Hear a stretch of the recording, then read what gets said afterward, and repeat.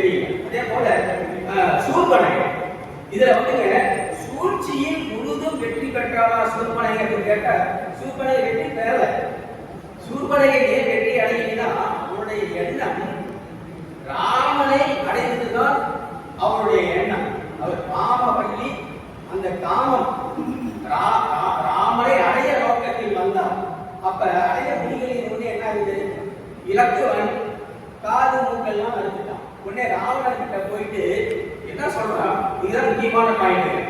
சூழ்ச்சி என்னன்னா, உனக்காக தான் நான் சீதையை அடக்கி வருவதற்காக திட்டம் போட்டேன், அந்த இலக்குவன் என்னை காதையும் மூக்கையும் மறுத்து விட்டான் என்று மாற்றி சொல்லி இந்த ராவணன் மனதில் காமத்தீயை மூட்டியவர் காமவல்லி.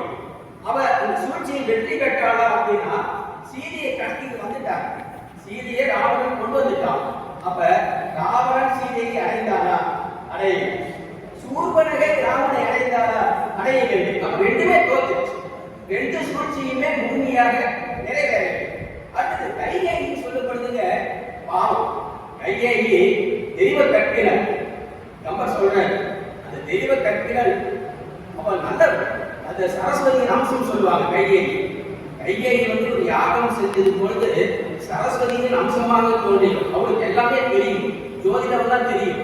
14 ஆண்டுகள் ஆட்சியில் யார் இருக்காங்களோ அவங்களுக்கு மரணம் வரும் அப்படிங்கிறதுக்காக தன்னுடைய கணவன் இறந்தாலும் பரவாயில்லை, ராமன் காக்கப்பட வேண்டும் என்று அந்த வரங்களை கேட்டார். அவள் வந்து சூழ்ச்சி செய்யல. தான் பெற்ற வரங்களை ரைட் அண்ட் ராயில கேட்கிறார். தசரதன் நான் கொடுத்த வரத்தை கொடு அப்படின்னு தான் கேட்டாலே ஒழிய சூழ்ச்சி எல்லாம் செய்யல. அப்ப சூழ்ச்சி செய்தது யார், இந்த சூழ்ச்சியில் வென்றது யார் அப்படின்னா கொடுமன கோயில். இந்த கொடுமன கோயில் சொல்லும் பொழுதுங்க இன்னசை ராவணன் இழைத்த தீமை போல் கொடுமன கூறி தோன்றினாள் அப்படின்னு சொல்ற ஒரு பாட்டு வரும். அந்த பாட்டு முடிஞ்ச உடனே அடுத்த ஒரு பாட்டுல அதோடைய தொடர்ச்சி வந்து அழகா சொல்லுவார் கம்பன். இதுதான் கம்பனுடைய கவி நயம். அங்க தோன்றினாள் அந்த பாட்டில் முடிப்பாரு. அடுத்த வரையில தோன்றினாள் அப்படின்னு சொல்லி தொடங்குவார். எப்படி சொன்னா, அதாவது தோன்றிய பூவையும் துடிக்கும் நெஞ்சினல் ஊன்றிய கிளியால் உழைக்கும் உள்ளத்தால் காற்று ஏறி நயனத்தால் கதிக்கும் சொல்லினால் 3 உலகிற்கும் ஒரு விழுக்கன் மூட்டுவார் அப்படின்னு கூடிய ஒரு பாட்டை இங்க கம்பன் சொல்றாங்க. இதுல கவனிக்க வேண்டிய விஷயம் என்னன்னா, ஊன்றிய விகிலியால் அப்படின்னு கூடிய வார்த்தையை நம்ம கவனிக்கணும். இந்த ஊன்றிய விகிலியால் அப்படின்னு என்னன்னா, நாம வந்து ஒரு கொம்பு இருக்கு, அந்த கொம்பை நாம நட்டு வைக்கணும். நட்டு வைக்கணும்னா ஆழமாக குழி தோண்டி அந்த கொம்பை நட வேண்டும். அப்ப ஆழமா தோண்டும். அப்ப அது போல இவருடைய மனத்துல ஒரு சிரத்தை ஆழமாக ஊன்றிட்டான். அதான் ஊன்றினான். அது என்ன சிரம் அப்படின்னா, அண்டை நாள் ராகவன் வாணிவில் உமிழ் உண்டை உண்டதனை உள்ளத்து உண்ணுவான் அப்படிங்கிறது. அதாவது ரொம்ப சின்ன வயசுல ராமர் தெரியாம ஒரு சின்ன மண்ணுரட்டி எடுத்து கூடி முதல் அடிச்சுட்டார். அதை ஞாபகம் வச்சுக்கிட்டு இப்ப பையே சூழ்ச்சியில் சுழுதும் என்றார் அப்படிங்கிறதுக்கு ராமம் கொடுக்கக்கூடிய ஒரு வாக்கு மூலம் நான் இங்க சொல்றேன். ஏன்னா பாதிக்கப்பட்டவர் ராமன், நான் தான் பாதிக்கப்பட்டேன் அப்படின்னு சொல்லக்கூடிய ராமரே ஒரு வாக்கு மூலம் சொல்ற. அந்த வாக்கு மூலத்தையும் சீதை கூலியை பற்றி ஒரு வாக்கு மூலம் சொல்றாங்க. இந்த 2 வாக்கு மூலம் தான் இந்த வகையில் இதை நான் சொன்னாலே நமக்கு ஐயா இதுக்கு ஒரு தீர்ப்பு சொல்றதுக்கு சாதகமாக இருக்குன்னு நினைக்கிறேன்.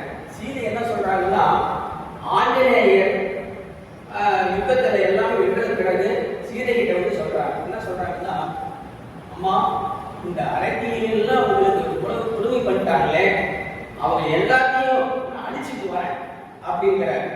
அப்ப சீதை சொல்றாங்க, நம்மளே இதெல்லாம் தப்பு, கூலியிலும் கொடியா கலரே, கூலியை விட கொடியவர் யார் என்று சொல்லி சீதை சொல்கிறார். அப்ப சீதை வந்து கைகேயை பத்தி தப்பா சொல்லல, ராமரும் கைகேயை தப்பா சொல்லல. நடக்க ராமர் கூட தசரதன் 2 வர தானே வராரு. அப்ப ராமன் கேட்கிறாரு, என்னப்பா ஏற்கனவே 2 வாரம் கொடுத்து நீ சிக்கல்ல சிக்கிட்ட, மறுபடியும் இப்ப மேலோகத்திலிருந்து எனக்கு 2 வாரம் கொடுக்குறியாப்பா, நியாயமா அப்படின்னு சொல்லிட்டு ராமர் கேட்கும்பொழுது, பரவாயில்ல நீ வர கேட்டு சொன்ன உடனே தசரதன் ராமர் வர கேட்கிறார். என்ன கேட்கிறார், இயல் என்று நீ துறந்த என் தெய்வமும் மகனும் தாயும் தம்பியுமா வரப்பெறுக என்று கேட்கிறார். அப்ப கைகேயியை ராமன் தெய்வமாக கருதுகிறான். அப்ப தெய்வமாக கருதிய கைகேயி குற்றம் கிடைத்திருப்பாளா? பாதிக்கப்பட்டவரே சொல்லும் பொழுது, அதே போல இங்க அயோத்தி வரும் பொழுது முதல்ல ராமன் யார் பாதத்துல விழுந்து வணங்குறாங்க அப்படின்னா கைகையுடைய பாதத்துல தான் விழுந்து வணங்குறாங்க. அப்புறம் தான் மற்ற தாயாருடைய காலில் விழுந்து வணங்குறாங்க. இப்ப ராமனுடைய வாக்குமூலம் என்ன? கூறியே குற்றவாளி, கூறியே சூழ்ச்சி செய்தவர் அப்படிங்கிறதுக்கு ராமர் என்ன வாக்குமூலம் சொல்றாங்க அப்படின்னா, சுக்ரீவனுக்கு பட்டாபிஷேகம் நடக்குது. சுக்ரீவனுக்கு பட்டாபிஷேகம் நடக்கும் பொழுது சுக்ரீவன் பட்டாபிஷேகம் பண்ணிட்டு அரியணையில் அமர வைக்கிறார் ராமர். அப்ப சில அரசியல் உரைகள் அதை அவர் சொல்றார். சுக்ரீவனுக்கு ராமர் சொல்றார். அப்படி சொல்ற அந்த பாட்டு, கம்பன் பாட்டு என்னன்னாங்க, சிறிய என்று இயந்து நோவு செய்வன செய்யே, சிறிய என்று இயந்து நோவு செய்வன செய்யே, மற்ற இந்நெறி இகழ்ந்து யான் ஓர் தீமை இழைக்கலாம், வெறியனை எய்தி மொய்தி வெந்துய கடலில் விழுந்தேன் அப்படின்னு சொல்றாரு. ராமர் என்ன சொல்றாருன்னா, யார் பற்றி சொல்றாருன்னா, சுக்ரீவா யாரையும் சிறியவர் என்று ஏளனமாக கருதி விடாதே. ஏன்னா நான் அப்படிதான் என்னுடைய சின்ன வயசுல கூலியை ஏளனமா கருதி ஒரு சின்ன தவறு செஞ்சேன். அந்த சின்ன தவறு செஞ்சதுனால இன்னைக்கு நான் எப்படின்னா வெறியனை எய்தி என் நாட்டை இழந்து மொய்தின் வெந்துய கடலில் விழுந்தேன். உயரமான பெரிய கடல் விழுந்தேன். நாட்டை இழந்து மனைவி இழந்து இப்படி நான் கஷ்டப்பட்டேன்னா அது காரணம் என்ன அப்படின்னா, அறியாத அந்த சிறிய வயதில் நான் செய்த ஒரு சிறிய தவறுதான் காரணம். ஆகவே அதை ராமனை பதிவு செய்யற என்ன சொல்றாரு, கூலிதான் என்னுடைய இந்த கஷ்டத்துக்கெல்லாம் காரணம் அப்படின்னு சொன்னா என்ன அர்த்தம்னா, இந்த கூலியே சூழ்ச்சியை முழுவதும் வென்றிருக்கிறார். அதாவதுங்க கடைசியா ஒரு வார்த்தை சொல்லி முடிச்சாங்க. ஒரு கூழாங்கல் கட்டி, கூனி என்ற கூழாங்கல் கட்டி கைகேயி என்ற கோபுரமே விழுந்தது என்றால் அது சூனி. அந்த பூனியை செய்த சூனியம். அதனால் கூனியே முழுவதும் வெற்றி பெற்றால் என்று கூறி நல்லது வாய்ப்பு வழங்கிய இந்த நன்றியை தெரிவித்து நன்றி, வணக்கம். நல்ல கருத்துக்களை சொன்ன